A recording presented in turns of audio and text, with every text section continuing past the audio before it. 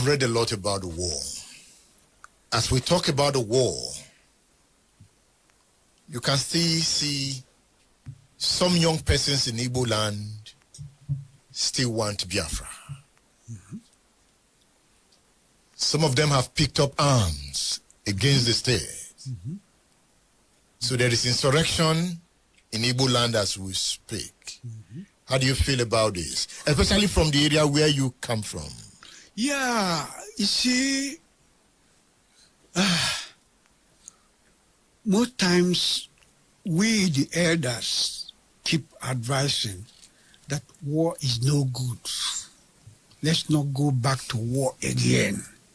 If you have not seen the war, you have not seen the devastation, you have not seen the economic destruction, oh no, you will not know that war is never good. We should not try it again. We should try more negotiated means that will not involve fighting. And that is why some of us have been advocates. Till tomorrow, I'll continue to be an advocate of true federalism. Because to me, that is something that can ensure some stability and ensure some access to government at the lower level. You have more powers at the lower level. Like, take for instance, police. What is police? Why would you have just a federal police? In developed countries, you have the local, you have the federal police, you have the regional police, you have the state police, you have the local government police. You have police at all levels. But in our own, it's one command. As a governor, I knew it. I suffered it. You suffered it? Yes. You could not give instruction easily to your commissioner of police. If you give instruction to your commissioner of police, he will clear with his IG. But you are the chief security officer of the state. You know what is happening. But the commissioner of police can never take your instruction on such issues, sensitive issues, without referring to his IGP. Was it frustrating for you? Very frustrating. Yeah, it was. His IG can tell him no. And he won't do it. Did you report to Obasanjo at any time? No. Obasanjo cannot do anything about it. The IG is responsible to him? Yes. He can only call the IG and ask him what happened. IG will explain. So in that case, the IG could be more powerful than the governor? Yes. That the governor, as far as security is concerned at the state level, the IG is more powerful. Because the commissioner of police reports to IG. And if he doesn't obey the IG will throw him out from the estate and post in somebody else. So the commissioner can disobey the governor? Yes. Why not? The commissioner can disobey the governor as long as he has the approval of his IG. And you were called the chief security officer? And you are the chief security officer. So I'm just giving this as an example. So that's why we are advocating, and I will still be, a student of and supporter of true federalism. But these young persons in Igbo land today are not talking about federalism. No. They want Biafra. Yeah, they want Biafra, but it's not easy. It's not easy. They are occupying communities. I agree. If you go to places like Olu or my own community is also part of it. So this is the problem we're having. Are the elders in Igbo land speaking loud enough? Yes, you are. Is anybody listening? Well, who will listen? How come they don't listen to their elders? There must be something wrong. Is it that the elders have failed in the past? Well, you see, it always happens. During, like the war period, people like Zik didn't want declaration of Biafra. Did we listen? So it is like that. It's not new. Such things are not new. The elder can see something you as a small boy you cannot see. But you act on the spur of the moment. We want this. We want to do that. So to them, there is some euphoria. We want to get Biafra. It's a euphoria. So if you advise it, they will not listen to you, but we are still pleading. We have always been pleading. Please, let there be peace. Let's not militarize the Southeast. But it's already militarized. Yeah, it's already militarized. You have soldiers at different checkpoints. Oh, yes, oh, yes. You have a Bubago with different kinds of guns. So that has not helped the security situation. So it's a volatile region. Very volatile. Oh, yes, it's volatile. It's volatile. These are some of the problems. But we think that true federalism can solve some of these. When people see government nearer them, a lot of things will change. And secondly, it will make for national cohesion.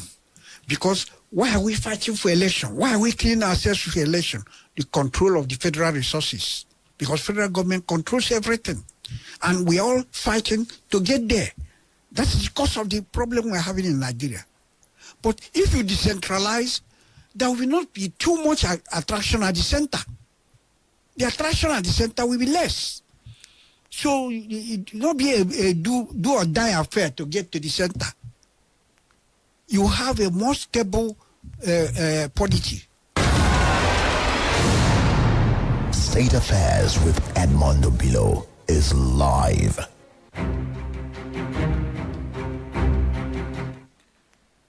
That's the voice of Achike Udenwa, a former governor of Imo State. He was governor of Imo State from 1999 to 2007 under the platform of the People's Democratic Party. Achike Udenwa is the author of the book Nigeria-Biafra Civil War, My Experience. The book, as an eyewitness and a participant's account of the war, is meant to fill the gap between what has been written already about the war by different authors and the actual situation in the field of war. Achike Udenwa's book further highlights the role played by the lower command, the platoons, companies, battalions, and brigades in the various war fronts. I am going to speak to as many persons that participated in the war. There are lessons to learn from that war. If you want to order Achike Udenwa's book, you will find it on udarabooks.com. Remember, in that interview, he said his own community is occupied, meaning that Achike Udenwa cannot go home. A former governor cannot go home. Okay. And if we are not careful, more communities will be occupied. And before you know it, we all stand before the moving plane. And before you know it, the planes will run over some of us.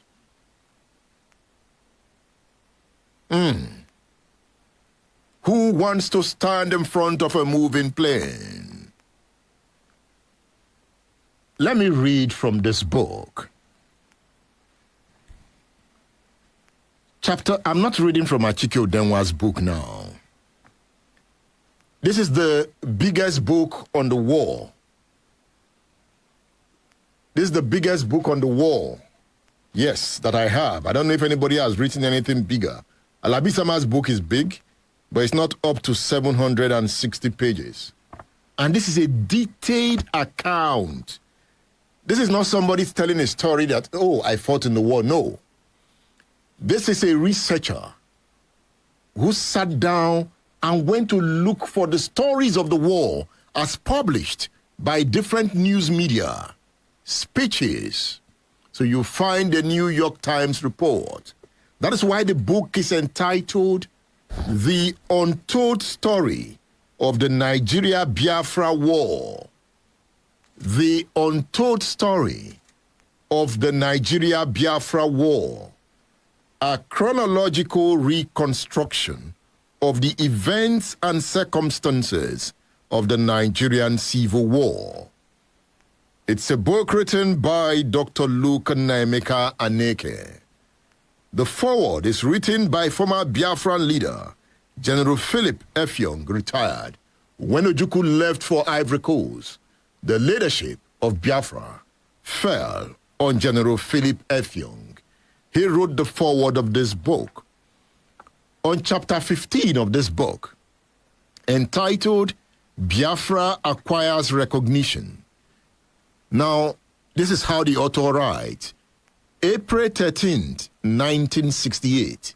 He will tell you what happened on that day with regard to the Nigeria-Biafra War.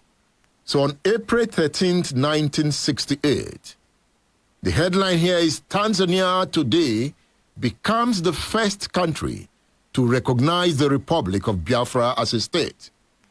So that's one lesson you should take away from this class. The first country in the world to recognize Biafra as a state is Tanzania. And that was when Julius Nyerere was the leader of Tanzania, Walimu. So Tanzania is the first country to recognize Biafra. It says here, a long communique issued by the government of Tanzania described the secession as a tragedy for African unity. However, it said that unity could not be achieved by conquest and that the people of Biafra had decided that their only way of survival was to secede. And he quoted the New York Times. That is why the book is a chronological reconstruction of the events and circumstances of the war. It's like the diary of the war.